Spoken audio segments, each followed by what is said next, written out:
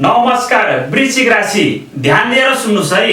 हजुरलाई अबको समयमा ग्रहको गोचरले हजुरको 6, 10, 8, 11 पञ्चम भाव एकदमै शक्तिशाली रूपमा एक्टिभ गरेको छ, जसले गर्दा के हुने भयो त भन्दा हजुरको प्रेम सम्बन्ध राम्रो बनेर जाने भयो। अब त्यस्तै हजुरलाई सन्तानको सुख मिल्ने भयो, सन्तानको साथ सहयोग मिल्ने भयो, सन्तानको उन्नति प्रगति हुने भयो।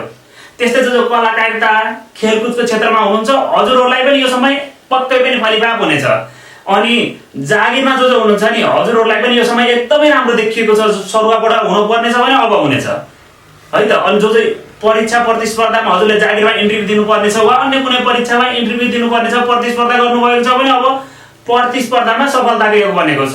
त्यस्तै जो खोज अनुसन्धानमा काम गर्नुहुन्छ, जो खोज अनुसन्धानमा काम गर्नुहुन्छ, ज्योतिषको क्षेत्रमा हजुरहरूले पेशा ज्योतिष पेशा अँगालिरहनु भएको छ, जो तान्त्रिक तर्फ हुनुहुन्छ, जो योग पेशा गर्नुहुन्छ, त्यस्तै डक्टर इन्जिनियरहरू अघि मैले जुन भने नि यी क्षेत्रकाहरूलाई एकदमै राम्रो समय बनेको छ कि है त। त्यस्तै हजुरहरूको स्वास्थ्यमा भने अलिकति यो छोटो अवधि, यो मैले पाक्षिक राशिफल भन्दैछु, यो पाक्षिक अवधिभित्र पनि हजुरको स्वास्थ्य चाहिँ अलिकति समस्या दिनै निकै हुने छोटो समयमा नै यो दोहोरिरहन सक्छ। त्यही भएर खानपानमा एकदमै ध्यान दिनु होला। अनि अर्को कुरा, मनोरञ्जनमा खासै ध्यान दिने राशि होइन क्या वृश्चिक राशि, तर अबको समय भने हजुरको मनोरञ्जनमा बित्नेछ।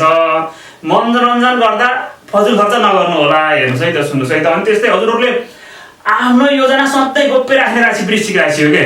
आफ्नो योजना सधैँ गोप्य राख्ने राशि वृश्चिक राशि हो। तर यो समयमा भने हजुरको कुराहरू, हजुरको यो योजनाहरू पेटमा नअड्कने भयो र जसले गर्दा हजुरहरू आफ्नो योजना सफल बनाउनबाट अलिकति चुक्न सक्नुहुनेछ।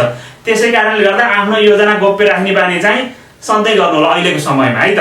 अब वृश्चिक राशिलाई राशिफल भन्दा थोरै बाहिरको कुरा के भन्दा आफ्नो योजना सबै कसैले सुनाउन नखोज्ने। अहिले मैले भर्खर भने राशिफलमा अनि बाहिर कुरा पनि भने यसलाई हजुरलाई आफ्नो योजना सबै कसैले सुनाउन नखोज्ने, आफ्नो योजना गोप्य राख्न खोज्ने बानी, तर अरूको भने सबै कुरा जान्न खोज्ने बानी के, अरूको सबै कुरा जान्न खोज्ने बानी, यो बानी चाहिँ आजैबाट त्याग्नु होला है त।